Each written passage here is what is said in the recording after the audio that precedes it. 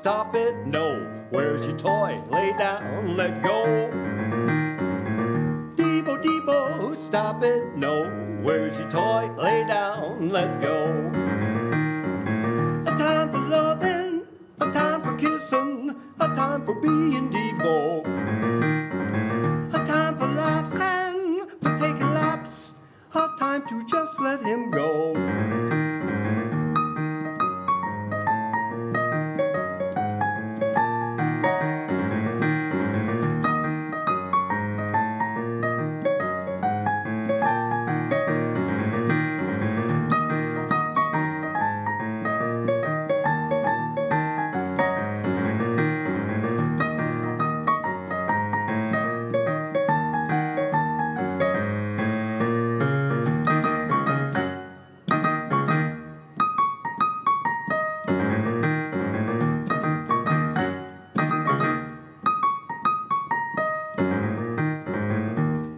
Debo, stop it, no. Where's your toy? Lay down, let go.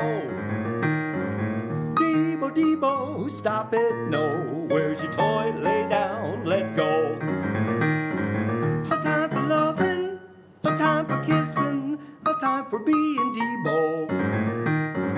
A time for laughs and for taking laps, a time to just let him go. Oh, sounds great. We have a special guest tonight, and his name is Booras. Now, I first of all want to just say, is this a one-name thing you have going on? Well, there's a story behind it. Okay. It's my last name. Okay, let's But it spell sounds it. like a first name. It does, Booras. So Yeah. Booras, normally we would spell B-O-R-I-S, right? But you spell it B-O-O-R-A-S. Right. It's my Booras. last name. It's your last name. Right. Okay, so you're going by your last name. Kind of like Prince. Somebody said they didn't want to Except call me that's his that. middle name. 'Cause- Yeah, exactly. They were in the military, and they said if they call you by your last name, that means you're in trouble. Oh, She really? says, I don't want to call you by your last name. I said, well, I prefer you do. But it actually goes back to the fact that I'm a painter and a drawer, Yeah. and I sign my work Booras. Okay, So it's Okay. always there, this drawing or this painting is by Booras. I see. And then when I perform as Booras. It's like the Booras, and I have a banner that says Booras. So Okay. I'm trying to promote it. More memorable that my actual first name is James. Okay, It's like, but I mean- does your mom call you Jim, or does she call you Boris? And, well, she called me by my pet name. She's passed away now. Debo. Yeah, No. Bimmy. She called me Bimmy. Bimmy? But people that love me a lot actually call me Boo. Okay. First three letters of my last name. Okay. So, So a lot Boo of people that Boris. have known me for a long time just call me, hey, Boo. Because Oh it's my the first gosh. three letters of my Okay. last name. So now I got it. I Yeah. got it. Well, let's talk about that song. But you can call me Jim if you want. Jim is We'll call Your you first Boris. song, it was adorable, and I loved it, the jazziness of it. Thank you. Debo was your dog? Debo was a dog. Well, I was married for a long time, and my wife had always insisted that we have a dog. So we had a really good dog, and one of my songs later is about our good dog, Gus. Oh. And we had Gus for 15 years, and it was a Queensland Blue Heeler, Australian cattle dog. Super smart, member of the family, never needed a leash, anything. We had him for 15 years, and I wrote a song about Gus. And it's what I call my sad dog song. Okay. Because Gus was with us for 15 years and then passed away. So we replaced him with the same breed of dog and named that dog Debo, which is D for the devil, and Okay. it was Debo. So he lived up to his name and it was misbehaved terribly. Okay. It was a horrible dog. I ended up actually having to take it to the pound and give it back. Just like we can't have it in the house. It was violent and Oh, no. nasty and super smart. Sorry about that. Too damn smart. Really? But the only thing it knew was 5 commands. He knew his name, but he knew stop it, no, where's your toy, lay down, let go. Oh, and that's the words of the song's chorus. song, yeah. And literally, when I realized that it rhymed, I was riding down, this is cliche, but I was riding down the road, and I had to pull over and write it on the back of an envelope before I forgot it. That's It's funny. really, it works. So Well, that's the poem, but the song itself I've been playing is this goofy thing in just E flat. It just rambles in E flat. And I've been playing that as an instrumental for many, many, many, many years. And I said, you know what? I could fit the lyrics with that tune, and We don't hear It's a many song. jazz songs about a dog. I liked it. Yeah, Now, Jim, so I want to tell that's the the story behind that audience song. that well, it's very interesting. You're an interesting person. When I met Jim, it was because you had written a play. And so I know that Right. you express your art in many different ways. Yes. And it says here in your bio about that you've been playing piano since 8. You played the bassoon for 10 years. You're in theater. You're artist. Tell us more. Well, that's what I do. You know, it's some of the things I've cultivated over the years. Of course, music, and I played in several bands, but none of them took off. So, you know, since retirement, I've tried to do more solo gigs. But I've always played music and written music, and I played in bands. I've been in a lot of bands that like rehearse for 2 years and never get a gig. But it's fun to go out once a week and rehearse with your friends. Yeah, and- it's fun to make music. Yeah, it's fun to make Absolutely. music. So I've been doing that, you know, literally since I was 8. Theater I got into in my adult years because I was way too shy and withdrawn in school to ever try theater. So I worked with a guy who was directing a play, and I was 40 years old. And he said, and he knew that I sang like in groups, and he said, well, we could use some more adults. We got plenty of kids in our play, but we could use some adults. So I tried out, I got a role in a play, and it was just like bitten by the bug. Was it a musical? Pirates of Penzance. Oh. I did all musicals for probably 10 years before I did my first like comedy or drama or something. I was in musicals mostly in West Dallas and Milwaukee suburbs, Cedarburg, and some of those areas, Waupaca, and Waukesha. and- That's a lot. Yeah, some of those areas were not Waukesha, Waupaca, and I was out in Heartland with a group out in Heartland. That's down by Waukesha. Yeah. So but you're based out of Oshkosh. No, You I am, just- yes. Okay. I lived all over, and in 2017, I moved back to Oshkosh permanently. Okay. All But right. you still kind of radiate to different places, to Nearby. Waupaca. Nearby. Ripon. I was working Okay. in Ripon. Next Saturday, I'm doing a chalk walk for the Ripon Septemberfest. Okay. So we met Boris, you met him about the play, but we had the 3D alley art contest a couple summers ago, if anybody remembers all the 26 murals that we had commissioned. And Boris, sorry, I want to say Booras because it's Boo. Just call him Boo. Boris submitted, I don't know how many, I think 20 designs. About 20 designs, Yeah, it was incredible, and it was really cool because they came to me in an envelope, whereas everybody else sent theirs digitally. So we looked through and we were really excited, and I think you ended up doing 3 and then an additional added 4th. one, So then we met you through that project, and then we opened the Arts Hub, which is our art and music school here in Waupaca, and you ended up teaching a comic book workshop How for to kids. create a comic book. Yeah, Yes. yeah, and that was awesome. So that's how we got to know that you were an artist, you were a graphic artist, you were a writer.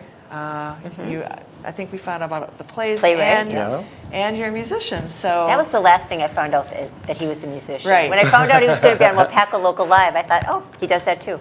yeah. So kind of a Renaissance guy. You are, and do it Awesome. well, beautiful. It's, it's nice to have those available to you, to express yourself, those different things. And so when did you start taking piano lessons? That's at age 8. And Age I did 8. all classical until about 16. And then I joined a rock group and told my piano teacher I don't need to take lessons anymore. I'm just going to play from charts. Don't listen, everybody. Do not listen to him. That's right, don't. Well, I've taken some follow-up adult piano No, lessons. I'm teasing. We have students that actually transitioned to playing charts, and we have a rock band that just started last week, which is super fun. But and in- so we're trying to promote that. Sure. But maybe in the old days, if you had a traditional piano teacher that was following a method and had Yes. goals for you and all that, I totally get that. She was teaching me classical songs. But actually, Awesome. to defer to what you're saying, there are a lot of the greatest musicians that I know personally do their scales and chords every day. Yeah. And I don't, but the really good ones tell me Yeah, that it's a they do their discipline. scales and their chords as Yeah. exercises every Right. day. Keeps that motivation and the Yeah, flexibility. limberness. Yeah. Well, do you have another song that you're going to play for us? I sure Boris? do. That'd be The a number love 2. song. Yeah. Oh, now we're going to hear a love song. First, we heard a hate song for the dog. Well, it was. No, that was the, oh, It was a you loved, remembrance yeah. of it. The best. Remembrance of the dog, the Those are bad the things dog. I actually knew. Yeah. Okay, and now we're going to hear a love song. What's this one called? It's called Impossible Love, and Impossible Love. Impossible Love. And the intro to it, I always say that sometimes you meet a partner and you fall in love, and everything's lining up just perfectly, and it doesn't work. For various reasons, whatever reasons, some of them are in my song, and that love becomes impossible. Okay. We've got Booras playing Impossible Love on Waupaca Local Live. Thank you.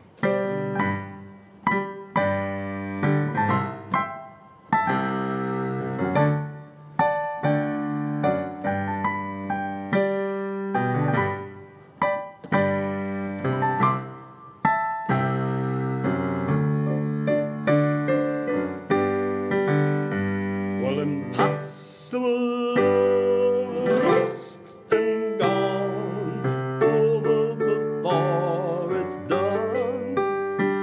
Impossible love, nothing to say, gone before it's done. Moons and oceans get in the way, and at the end of the day, there's nothing to say, because words we say, we forget, and things I do, I regret. Impossible love, lost and gone, over before it's done. Impossible love, nothing to say, gone before it's done.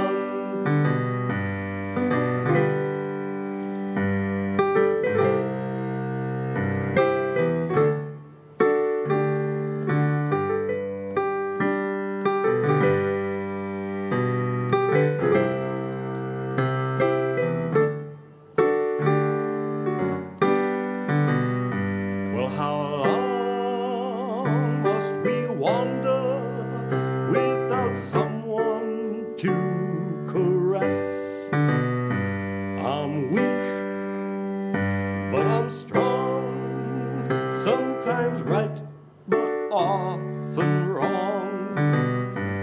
Impossible love, lost and gone, over before it's done.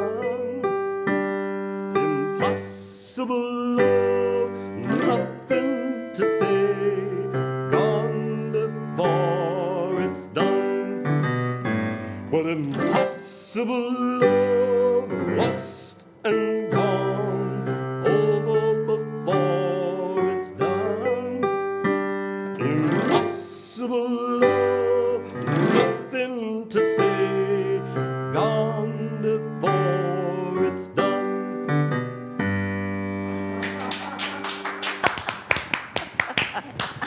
A waltz. Oh my A God. waltz. I would not have thought that song was coming up. No.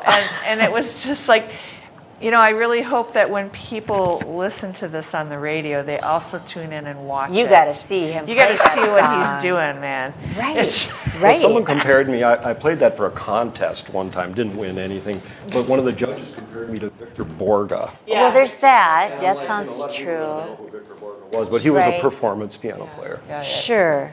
Yeah, very, very funny. So you write these songs. How long have you been writing songs? Probably forever. Okay. I've always written poetry, and you know I have poems, and then sometimes a poem sounds like a song. So it's like, and like I said, The at dog. times I marry a melody that I've been toying with to a poem, and then sometimes I have a poem and I write a melody to fit the poem, and kind of grows organically from different directions. I don't really have a formula for songwriting. Okay. Just kind of whatever comes. Okay. Well, I'm sort of speechless, really. Well, what kind of music did your parents listen to? There were Lawrence Welk fans. You know, we listened to all the Saturday night shows, Perry Como, Andy Williams, and Dean Martin. And so I started singing, imitating people like Dean Martin and become a crooner. And then I realized, even though I was like imitating them and kind of sound like them, Yeah. that I could sing. I had pitch and I could actually hit notes and I had a range. And I'm like, oh. So I started singing, you know, in choruses and things like that. And Say, Okay. hey, I'm a singer. Were you in choir in school? No. You didn't Just sing choir? actually, in the school that I went to, they didn't encourage a lot of extracurricular. They encouraged it, but they didn't want you to do multiple things. Like a lot of people didn't do track and band, Okay. things like that. They wanted you to like kind of do one thing and then do your studies. Oh. Unless you had okay. parental permission and you were like a good enough student to do multiple things. Like Okay. a lot of people couldn't do theater as well as be in the band. You know. Well, So I interesting. chose band. So you chose band, but then when did you get into art? Again, I started in art. I always say I started in art around. Started publishing my artwork when I was 8 because my mother produced a newsletter, and she knew that I could draw. So she would produce the newsletter, and there would be a little square left, and she would draw sunshine in there, or a sun with a smile. Okay. And I could draw like anything, she told me. Yeah. So I just started off drawing, then got into school and started drawing. Then I worked for all the school papers, and I was a cartoonist with the newspapers. And Oh, okay. into college, and then I transferred to Milwaukee, and I was a cartoonist with the UW Post. So I started doing that, and then when I went to work, I started work as a graphic artist, and did a lot of illustrating for brochures and slideshows and things like that. A lot of them were not funny; they were just support, like a presentation or Sure, something like that. But I was always doing art. Like It sounds like your parents supported you in your creative endeavors. they certainly did. Which is Not awesome. piano, however. No. They started me on lessons, but they got so sick of my piano playing. Really? We had a family of 4, and we had a ritual dinner every night, and I would test them. I'd go over to the piano when nobody was watching. I'd press one note, and in unison, all 3 of them would yell, "Please stop! Don't play! Don't play! Don't play!" So I could only play the piano when there was nobody home. Really? And then I got married, and my wife got really sick of all my songs, even though I know like 200 songs. She basically didn't want me to play when she was home. So I could only play when I was alone. So I got a lot of discouragement, actually. Oh my gosh. And I play in the student union in Oshkosh. They had some piano rooms there, and some monitors would come around. They say, "Would you please stop? You've been playing long enough." So I got a lot this of. is kind of a sad story, there was a ladies lot and of got gentlemen. discouraged. I broke through. I broke through all of that. You had to learn to maybe balance it a little bit. Maybe. I don't know. I just kept at it. You love it or hate it. I always say it's a love-hate relationship. It's like you either Okay. love it or you don't like it, and whatever. There it is. Well, you obviously continued playing somehow, right? Oh yeah. Oh, Okay. Well, what other song are you going to play for us? You're going to play a third and a fourth. What's I am. Next? I have the Sad Dog song, which is Sad about the good Dog dog. song? Okay. But it's sad that Gus is gone. So it's Gus. Okay. And the interesting thing about this song, if there's anything interesting about it besides the song itself, is I wrote the first lyric based on the history of getting Gus, the first day that we met and that kind of a thing. And then Gus was a character in our household, and we had a lot of people come and go, a lot of friends. And Gus had great personality, so I encourage people to write their memory. And I would say, I remember a time. And then I'd have somebody say something about, I remember a time when Gus did this. And none of my friends contributed, so I wrote a second verse. I remember a time. Originally it was supposed to be like public contributions. And Oh, okay. my So friends that- just never responded. They weren't poets. So you wrote it and it turned into a song about Gus? It is. All right, let's hear Gus from Booras on Waupaca Local Live.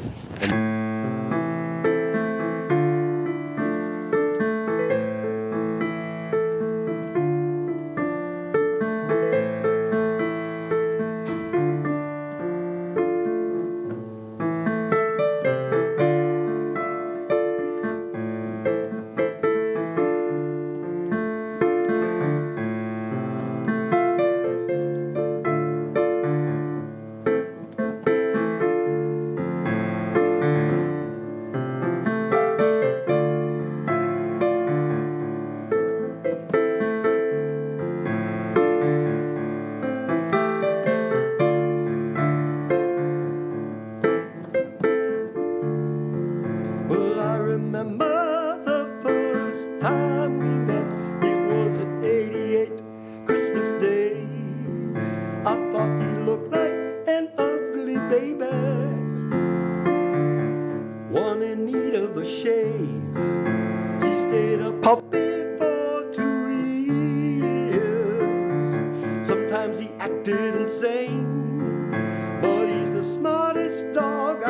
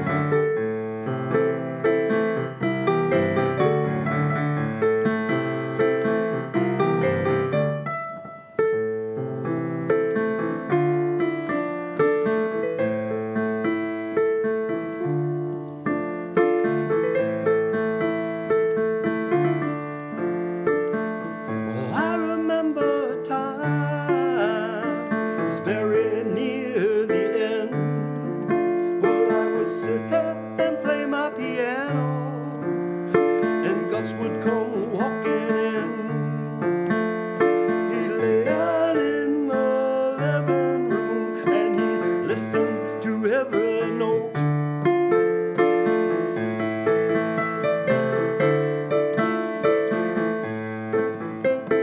Gus, and Gus knew how to be happy, and Gus knew how to be mad.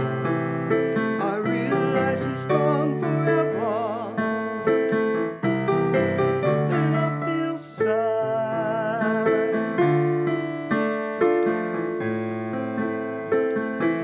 I feel so sad.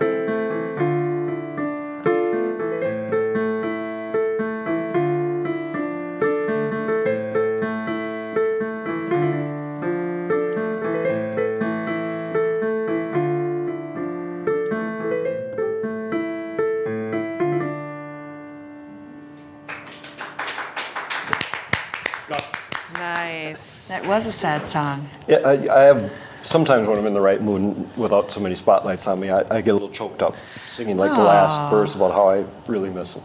Oh my gosh. It's amazing how we get connected to pets, isn't it? I was fortunate in life that, my parents lived to a very old age and I didn't have a lot of friends pass away. So when Gus passed away, it was like my first close friend that I actually lost. And it was, it's like, Sure. oh, that's what it's like to lose a friend. It's like, but it was a dog, but it was a friend. Yeah, absolutely. Well, I was wondering, we have these different types of questions, and you play so many different types of genre, rock, folk, reggae, country, jazz, blues, oldies, and these originals that are so theatrical. Now, I was going to ask you what your favorite type of music. Like, when I say favorite, I think if you were to have the last song that you're going to hear, like say you were kind of passing away, and you could hear one more song, what genre would it be from? I've learned a couple of jazz songs, I guess jazz standards that I would consider to be this. The thing that I like about some of the jazz songs I do is they're more complicated than like some of the rocks and folk and reggae and things like that are, some of them are 2-chord songs and stuff. And the jazz usually are like 5 or 6-chord songs and have sections and breaks and things like that. So they're more interesting to play, I guess. And the ones that I don't play a lot of jazz songs. The ones that I play, I chose because a lot of times because I like the lyrics Yeah. and the song. And you don't have classical down there, but you certainly play classical. Well, actually, the last song I'm going to do, I consider to be classically inspired, but no, I don't. okay. I don't really play classical music. I'm not really good at reading music anymore. It's something that I learned and then didn't utilize, so it just went away. And I can read music, but I can't really snap sight read like some people can do. It says that you don't have music to buy or view, and No. that we should let the audience know because a lot of times we try to help people find the musician's music. It says you will need to book a gig to hear me. So Yes. you're available for weddings, parties, Yes, retirement homes, any kind of sure. bars. bars. Yeah. Excellent. Well, maybe this show will get viewed by somebody hope that will so. contact you.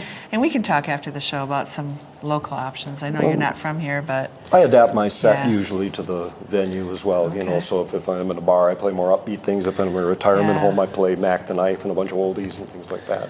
oh, that's really cool. It's very Awesome. enjoyable. I like the mix so far. I Yeah. loved every song to hear so far. It's been Yeah. it's surprising and interesting. And Well, I struggle with the fourth song because I do have a few others, and I knew the first 3. So I'm going to do those 2 dog songs, Impossible, for sure. But I wasn't sure which one to do with the fourth, and I decided on the instrumental. and it's called Gone to the Moon. Yes. And do you have a reason why you called it that? It was one of those songs where I originally wanted to put lyrics to it. And it sounds, if you hear it in there, there's a phrase that says, everyone's gone to the moon, everyone's gone to the moon. And it kind of fit the song, but every time I tried to write lyrics for it, it sounded so stupid that I just decided to leave it as instrumental, but the title stayed. See, it lent itself to moon ideas, but just It couldn't was. come up. Right. And it's in right. C minor, as I was telling Marcy. I use it when I do my show as a great. lead-in to another C minor song, which is My Funny Valentine. Oh, So I kind of sure. segue Okay. from my original into My Funny Valentine, but I'm not going to do that tonight. I'm just going to stop at the end. We'll imagine Oh, it. okay. We'll imagine. Well, I And we just don't have kind rights to of, that. I kind of want to know what a day in the life of Boras is like. I mean, you're retired, so you've got 7 days a week of Booras? Well, somebody's employed me to paint barnyard scenes around 2 milk cans. Okay. So I'm doing that in acrylics right now, and I have it about 2/3 done. Somebody here in Waupaca. They got my name through the Arts Council. Yep, Arts Board. And I met him in the Fleet Farm parking lot, and he handed me 2 milk cans. So that's the thing in my studio right now. I'm backed up. I have, I think, 7 portraits backed up on my board right now to do. Yeah. But I had time to go kayaking all day yesterday, and I golfed 18 this morning. 7 portraits. Are people having portraits done? Yes, I usually do black and white drawings. Oh yeah, I've seen your work. And you Portraits do of pet portraits. Pets and people. Oh, right. Yep. Pet portraits. So you're doing that, and you're also active in theater. You got something coming up theater-wise? Theater, I'm not in a show right now. I just did back-to-back shows, one in Oshkosh and one in Ripon. And I said, it's such a commitment. It's like 3 or 4 nights a week, and then you get into Tech Week and performances. You just have to give up your life. And then I did it again, twice in a row, and it's like, it really kind of shot my spring and summer. Being in shows, So a you're great taking a payoff, break. but I actually did audition for 2 more plays and didn't get them. Oh, now the play that you were writing, Jock, had you, and then you said, oh, well, I'm going to be editing it. So is it in its final form yet, or? I think it's in presentable form right now. It's a musical comedy. It runs 90 minutes, 2 acts, and I've offered to a couple of companies. It was turned down by one company because they thought it was too risque for their audience, and I don't think it's risque. I consider it kind of Groucho Marx, Mae West kind of suggestive, but We have to talk about that dirty too or after anything, but we've got it. 14 Yeah, original okay. songs, and it breaks down. I timed it. It's 45 minutes of dialogue, 45 minutes of music. It's Okay. 50-50 like that, and I think it's presentable. Well, now that I've heard your Well- music, I'm kind of interested. I know, it's very theatrical. And I just don't think this is the last we're going to hear of Booras and Waupaca, even though you live in Oshkosh. That's right. This could be your kind of like cousin town. I mean, we've got your artwork up, we've had you at the Hub, you're on our radio station, so it's been a really great pleasure. It has been a pleasure to to meet you and Really see fun this to side hear of your you, music. and looking forward to hearing this last song. What's it called again? I appreciate the opportunity. No problem. Yes. Last song? Last song is called? Literally it's called Everyone's Gone to the Moon, but I've shortened it to just Gone to the Moon. Gone to the Moon. Gone to the Moon. All right. And this is to, like I say, it's classically influenced. It's to show that I was brought up on classical. Oh, okay, There's a so little you, classical tinge okay, to it there. you got it. All right, thank you so much, Thanks, Boris. Gone to the Moon with Boris. Thank you.